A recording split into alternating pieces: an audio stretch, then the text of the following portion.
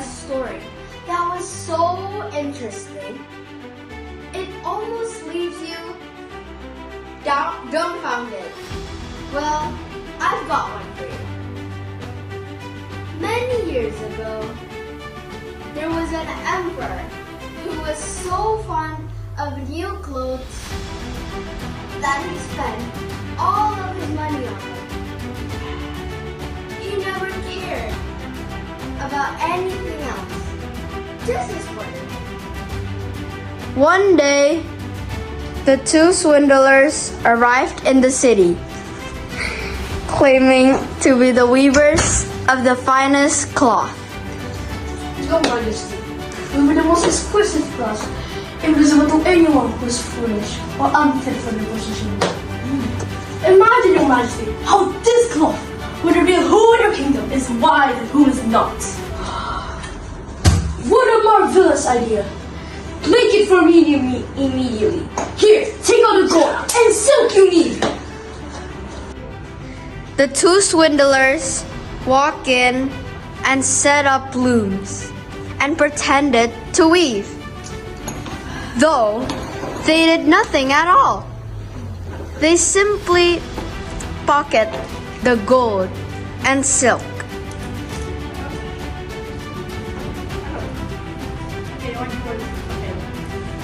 Wow, look how fine this silk is.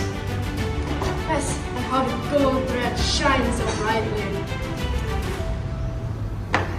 The emperor grew curious and wanted to see the progress. But he feared that he might not be able to see the cloth. So he sent his wise man to check on the work. I see nothing, but I mustn't let anyone know, or else they think I'm unfit for my job. Isn't this cloth so beautiful? Indeed, look at the rich colors and the extravagant patterns. Oh yes, this looks marvelous. I shall tell the emperor how splendid it is. The emperor was pleased with the wise man's report, but still wanted to see the cloth himself. So he visited the weavers, bringing along another advisor. Your Majesty, isn't this fabric simply grand? Just look at the beautiful colors in the screen scene. I see nothing. I must be unfitted to move. Well, it is a magnificent piece of clothing. Would Your Majesty? This, colors, patterns are beyond words. On the day of the parade, the two swindlers pretended to dress the emperor.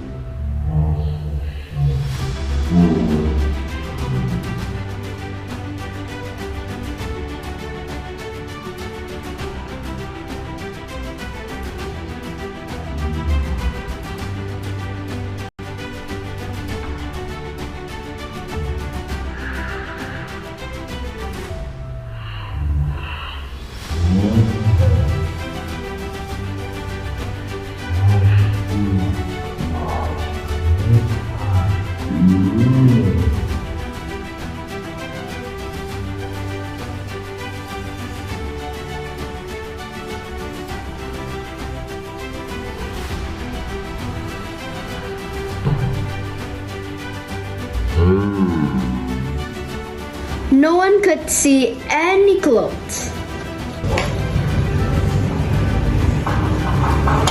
How magnificent are the emperor's new clothes! What glorious colors! What splendid train! The emperor isn't wearing any clothes.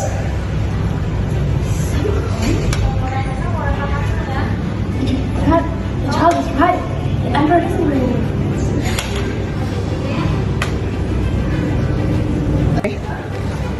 And so, the emperor, embarrassed, but too proud to admit the truth, for he knew the crowd was right. But he continues the parade, holding his head high as his courtiers pretended to carry his invisible train. And the lesson was learned: vanity and pride can make fools of us all. Hi guys, how did you like the drama? Well, now we're gonna do the character traits of each character, lead by Devan. Hello everyone, my name is Devan and today I will explain you about the characterization in the story of the Emperor's New Clothes. But before we go any further, we need to see what's the theme of this story. So the theme is pride and vanity, or in other words, don't let the pride blind you. That's pretty good. Next, so first characterization, we have the Emperor. The Emperor is pompous, prideful in a bad way, foolish, and insecure. The evidence is both indirect and direct. So, the author states that the Emperor had only cared about his clothes, nothing else, and nothing more. In the story, you can see the Emperor's character traits by his actions.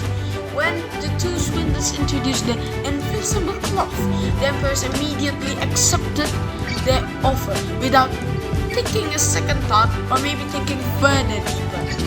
How do we say this? It's in the page 1, paragraph 1, 3, and 5. Next, it's the first weaver. So the first weaver is cunning, sly, and dishonest. Now there's the second weaver. I'm gonna put it because they're almost the same. He is clever, convincing, and dishonest. Almost the same, right? So evidence. It is direct and indirect. How do we know this? The author called the second weaver a thief. We can see his character traits from his actions. The second weaver played along, pretending that like the invincible cloth really exists.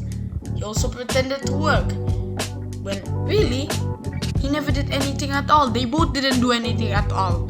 Just like the first weaver. They are very convincing and very intelligent, as you can see. From the real story evidence, it's page 1, paragraph 2 and 4. Next, wise man. Wise man is same with the emperor. He's insecure and dishonest. The emperor is not dishonest though. So the evidence is indirect. The wise man lied about seeing the cloth, when really all he cared about was what others think of him. If he had told the truth, probably they would call him a fool, a foolish man, because he cannot see the clothes. That's why. How can we see this in the real story? Page 1 until 2, paragraph 7, 8, 9, and 11. Next, second advisor. The second advisor is insecure and dishonest, same as the wise man. The evidence is indirect. The second advisor also lied about seeing the cloth to provide reassurance to the emperor, and he was worried if he was unfit for his job. Where do we find this in the real story? Page 2, paragraph 15 until 16. Paragraph 15 and 16. Now, the last one and the best one of all, the child. Child is honest and oblivious. Evidence. It is indirect, and we've seen the child characters from his speech. The child didn't go along with the crowd, and instead of encouraging the emperor, the child told the truth, which is why I really like this character. He's just an innocent little boy. He doesn't really think anything that much, and he's pretty honest. Yeah. That's all for the Devan today of the characteristics and all. Thank you and God bless you all.